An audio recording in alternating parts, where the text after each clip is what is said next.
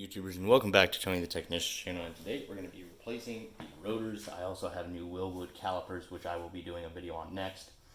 But in order to replace the rotors, we're going to have to remove the caliper and also the spindle nut and everything inside this dust cap.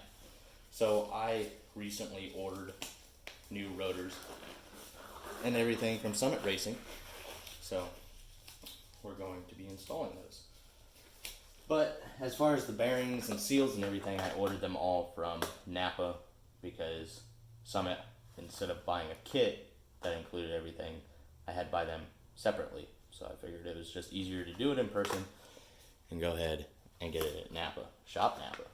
So for the seals, it's seal 19984, or you can see, boop, there. So that's for the inner side of the rotor, so I got one for both sides. Then I got inner and outer bearings for the rotors as well. Let me see.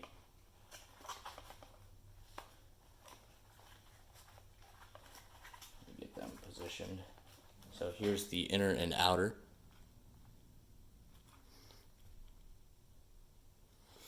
Bearings. Then I also got new dust caps. There's the part numbers.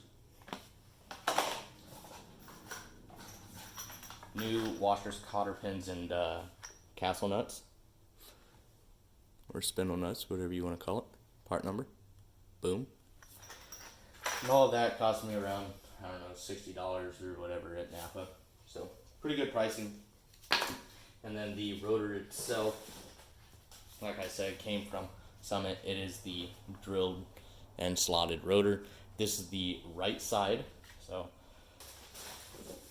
on the box itself is the part number, RC, for the right, and then the left side says LC.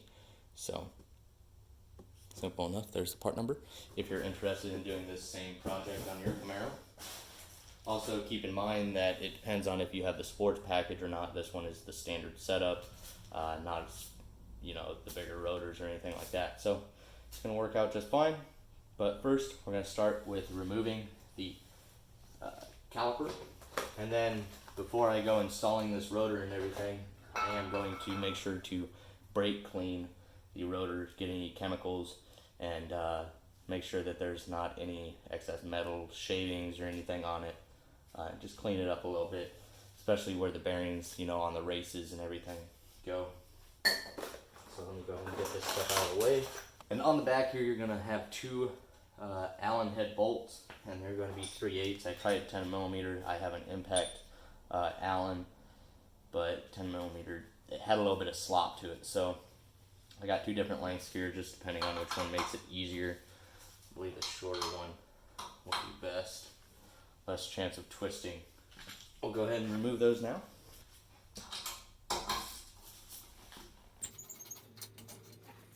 Hopefully move you guys in where I'm not in the way. I'm also going to grab a hook to hang our caliper.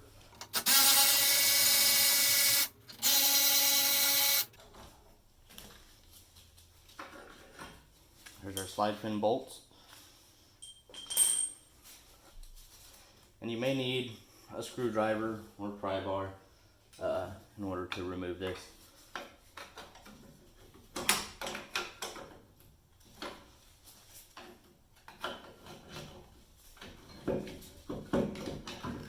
But simple enough. I'm not too worried about the caliper and all that,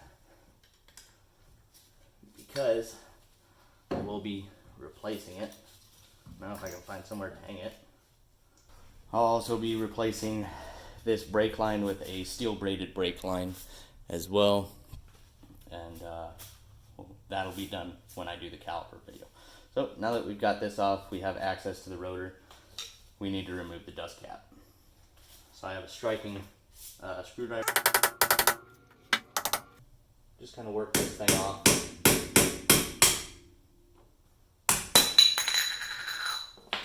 And there we go. Now you can see the cotter pin the spindle nut and the washer. Next step is to remove the cotter pin.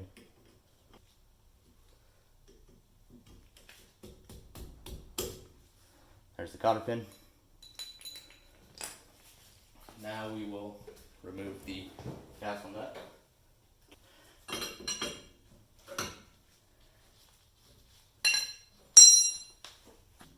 And that's all that's holding your rotor on. I didn't need to replace the washer or the castle nut or any of that, but I figured if I'm doing new rotors, new bearings, new seals, and all that, I might as well just replace it all. And there we go. That's it. The rotor is off. Now we're going to go ahead and install the new rotor, which I will have the bearings packed and seals and everything installed. If you guys are interested in knowing how to install the bearings and seals and everything, go ahead and check out another video on my channel where I install everything into the rotor and get it prepared for installation. But moving right along. Okay, so what I've done next is I went ahead and got the outer bearing over here. It's all greased up. It's sitting inside the dust cap. I went ahead and brake cleaned my spindle and re-greased it. And like I said, I already installed the bearing, the inner bearing and seal on the rotor. So if you guys are interested, go ahead and check out that video. It was posted probably right before this one. And here it is. All done up, all greased. And the only other thing is I'm going to run some grease on the outer race where the bearing is going to sit. You just don't want anything upon startup to be dry and cause any premature wear or anything like that. You want to make sure everything's greased. I mean, you don't got to get absolutely crazy with it, but if you're installing all new stuff, I really do suggest brake cleaning this, getting all the old grease off of there. It's probably got contaminants and dirt and everything in it, so it's best to just clean.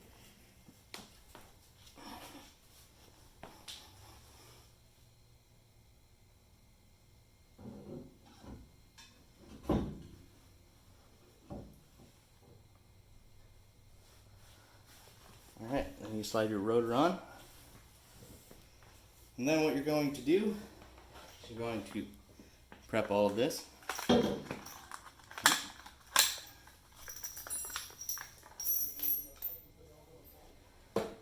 going to hold the rotor up.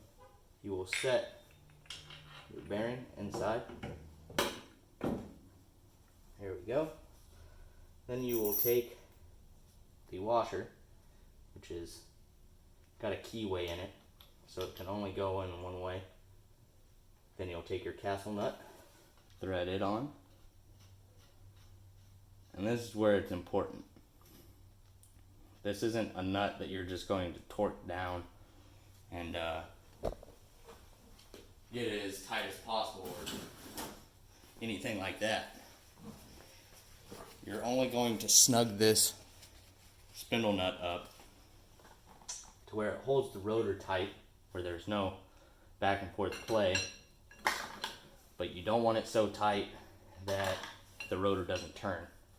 Now we don't have the caliper on there or any brake pads or anything, so what you're looking for is the cotter pin hole, and to line it up with one of these castle nuts without snugging the castle up too tight or leaving it too loose.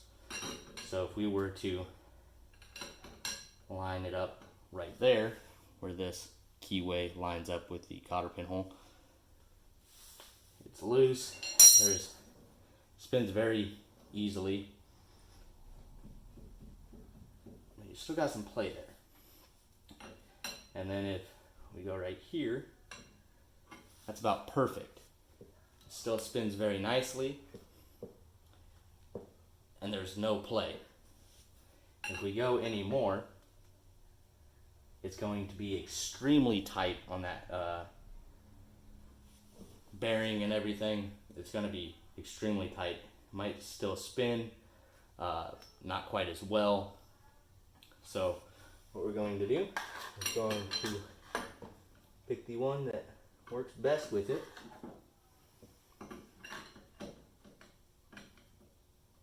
Should probably brake clean that cotter pin hole out. No big deal. There she is. So now it's as simple as putting the cotter pin in. Then we take our needle nose and we're prying those cotter pins to the side.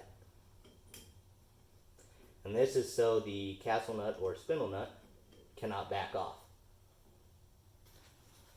Then once we get that done, it is as simple as taking your dust cap, lightly tap around the outside of the dust cap.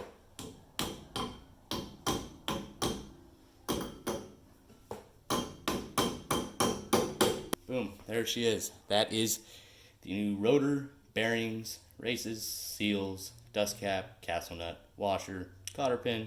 All of it is new, snuggled up tightly, rotates very smoothly, no play. And next is the caliper and brake line install.